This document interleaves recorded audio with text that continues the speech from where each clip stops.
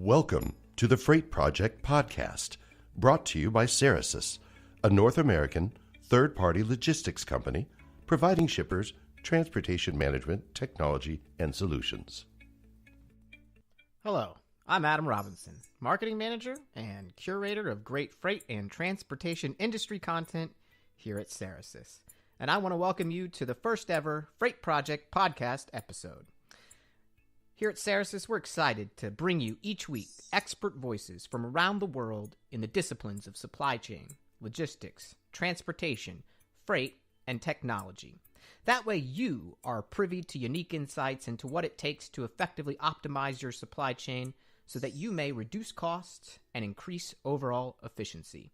You'll not only hear from great experts here at Cerasis around transportation management best practices, tips, and trends, but we'll also bring you voices from experts all around the supply chain, including those who understand technology, disciplines in warehouse management, yard management, and other supply chain areas. We'll hear from carriers, shippers, and others. The goal of the Freight Project podcast is to continue what we've been doing for years here at Cerasis, and that is educate you so you can do better at your job. We think this podcast is a great format to hear some expanded thoughts from these great experts, and you can subscribe and find the Freight Project podcast on Apple iTunes, Google Play, Spotify, SoundCloud, and iHeartRadio. We'll publish every Tuesday right on the Cerasis website. We hope you enjoy, and we can't wait to have you listen in week to week. In this episode of the Freight Project podcast, I interview Cerasis president and co-founder Steve Ludvigson, whom we lovingly call Lud here at Cerasis, since, well, 2 out of the 3 of our founders are also named Steve. Lud and I speak about how he got started in the industry, why he and his founders saw a need for a web-based transportation management system to aid shippers in transportation management, what Lud thinks will impact shippers most over the next few years, and finally, why it's vital for the C-suite and other executives to start to more intimately understand total cost of ownership and landed costs of transportation so that they may create a more profitable business. We hope you enjoy this very first episode of the Freight Project podcast.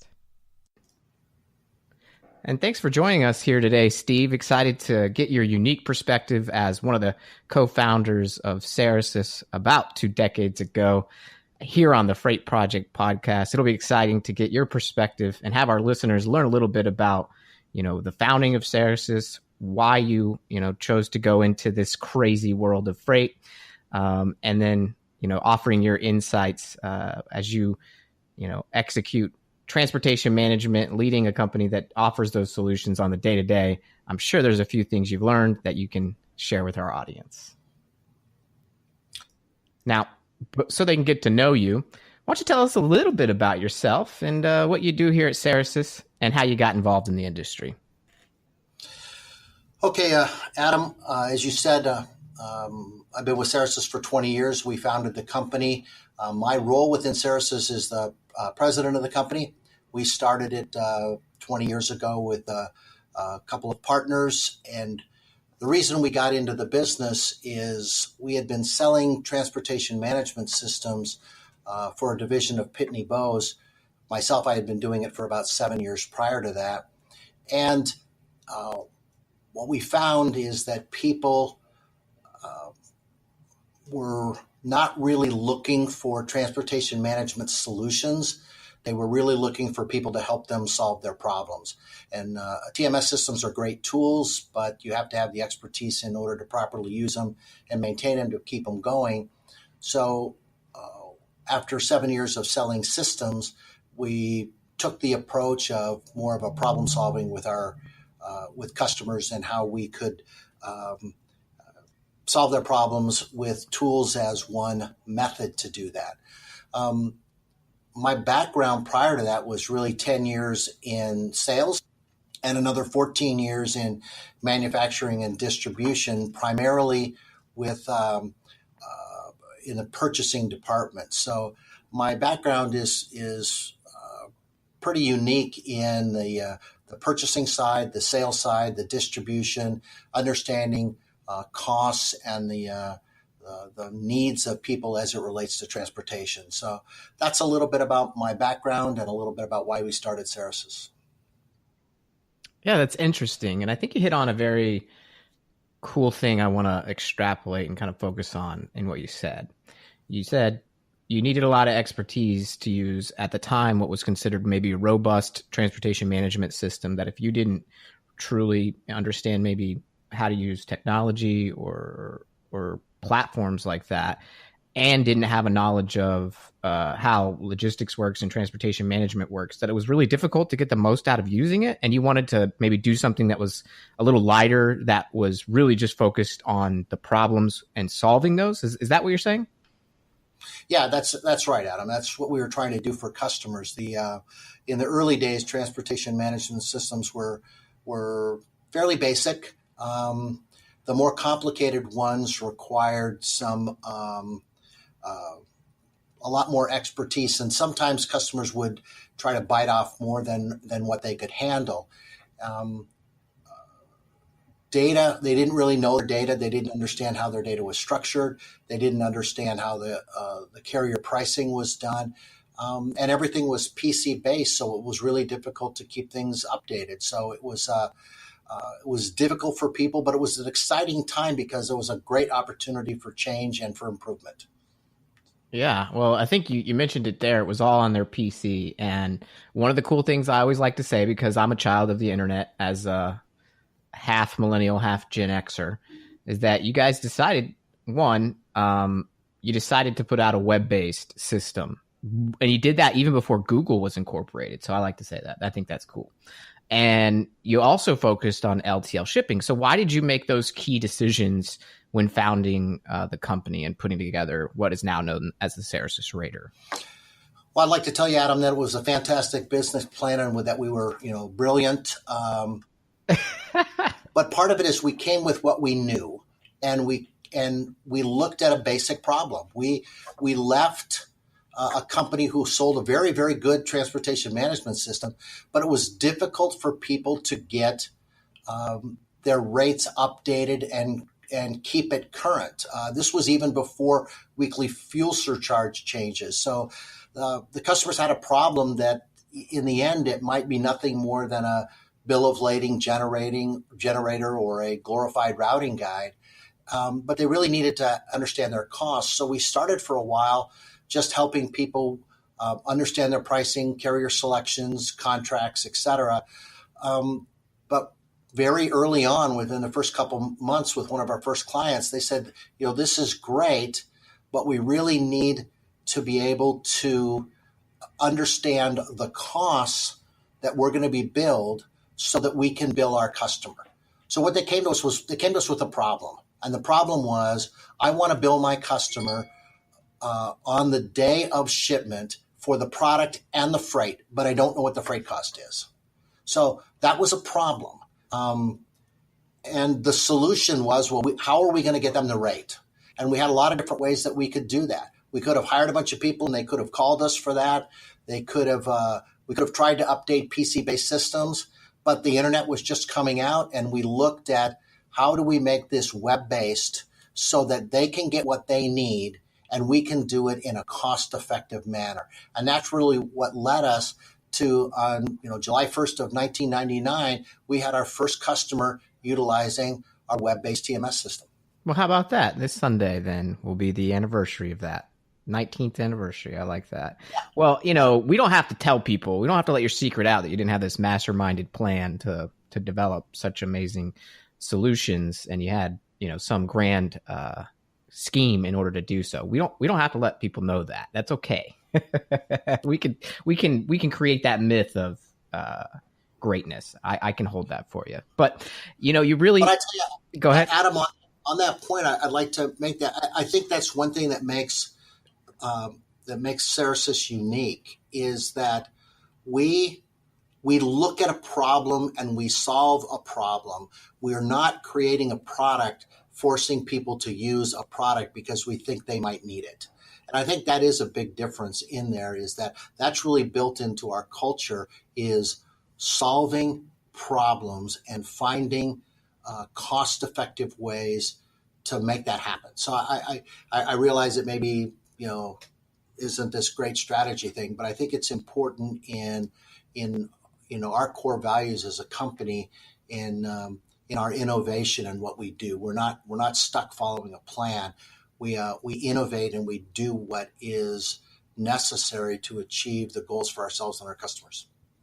Yeah, I mean that's that startup mindset that a lot of people have come to know over the last 2 decades of, being light and not, beholden to a plan per se, or we have to do this. It's truly customer solutions focused. And with that said, I'm really glad to hear you say that. So when I work from a marketing perspective, and a lot of marketing people, they try to sell people, right? Our goal is to get awareness, to drive leads, to help grow the business, and it was really freeing when I came into Cerasis about 6 years ago to learn from you all that I've always been customer focused. This isn't some, new business mantra that we're hearing a lot about, which is the customer experience.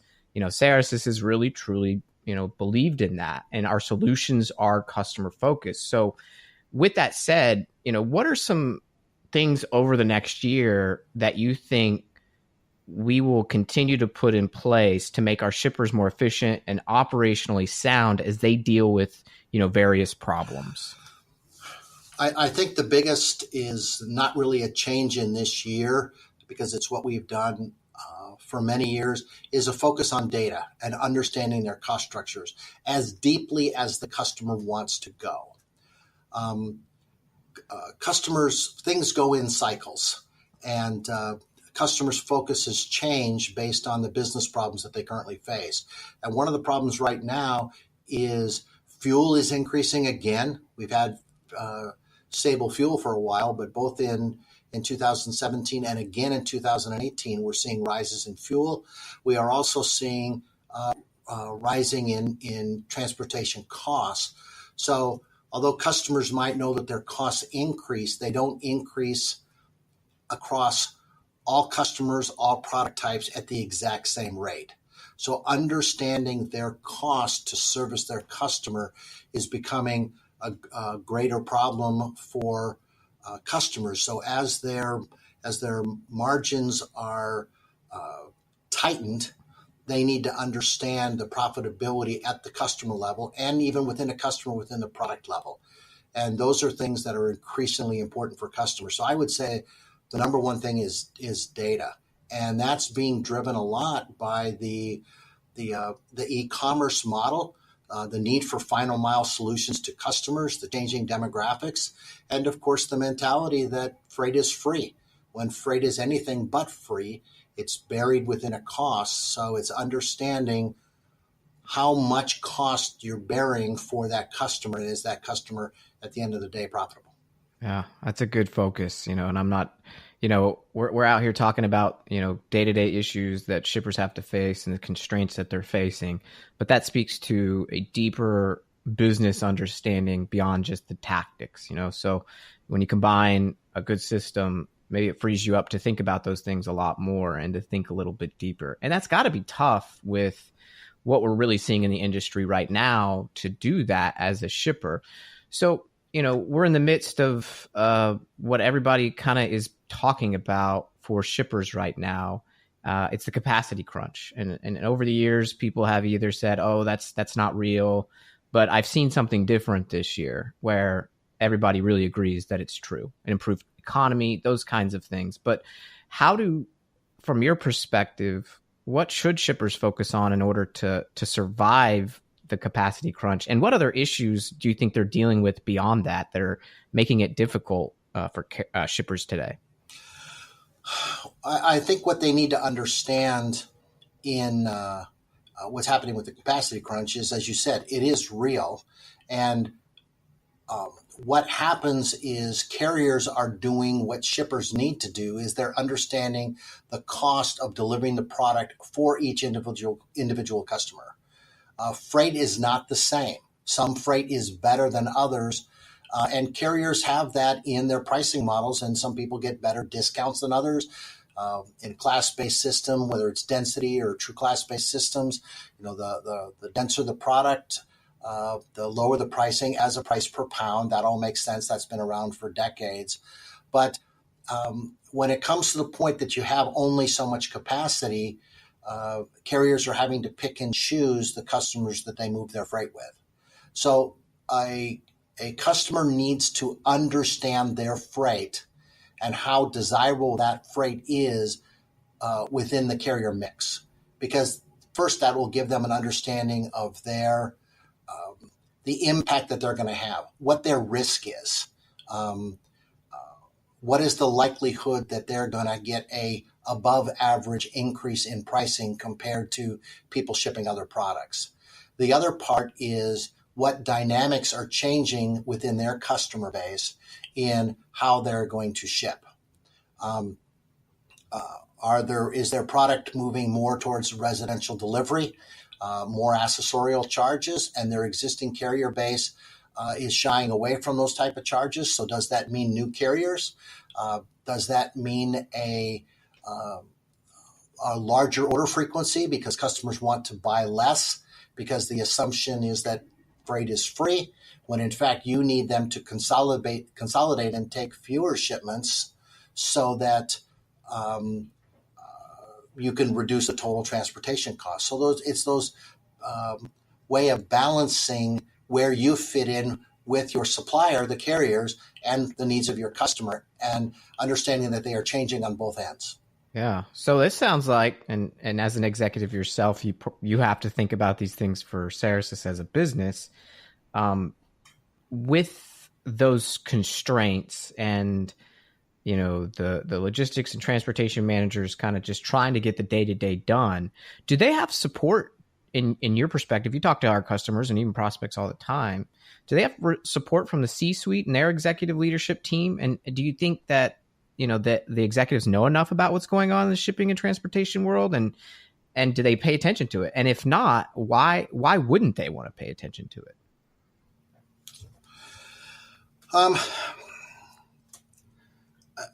I'm always surprised by that. I believe that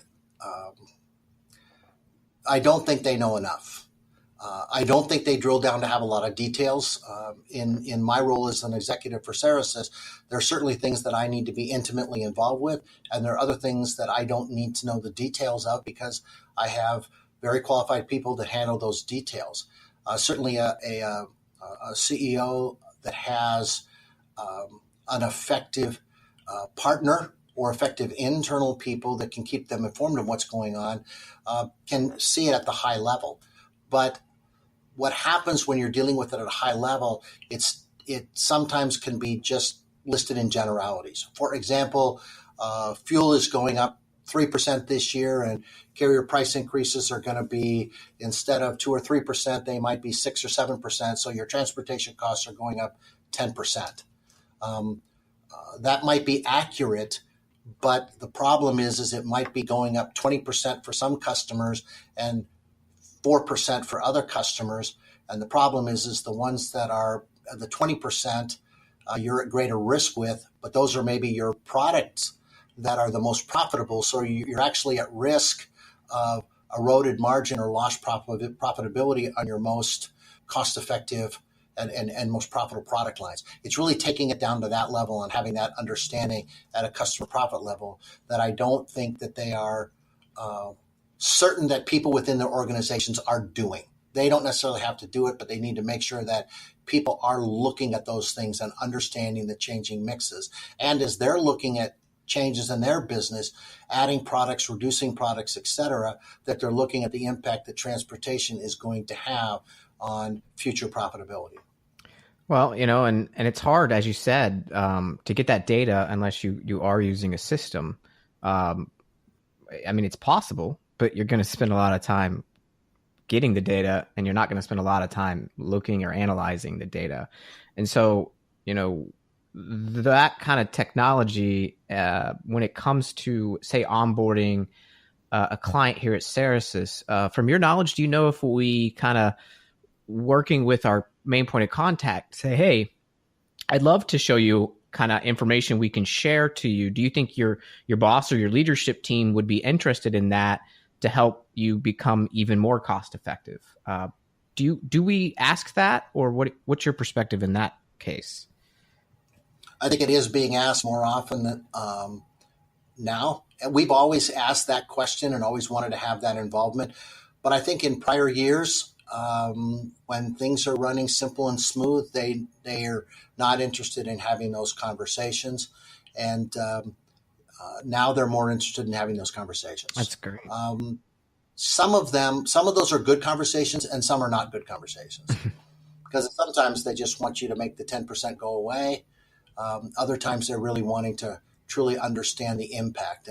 And those latter are always very, very good conversations. Absolutely. Yeah. And if you can, set that expectation and kind of help a logistics manager, overcome perhaps their boss asking questions and being able to provide that information, it really empowers that logistics manager to show that their day-to-day hard work and maybe they're partnering with a company like Cerasis has really paid off. And that's important.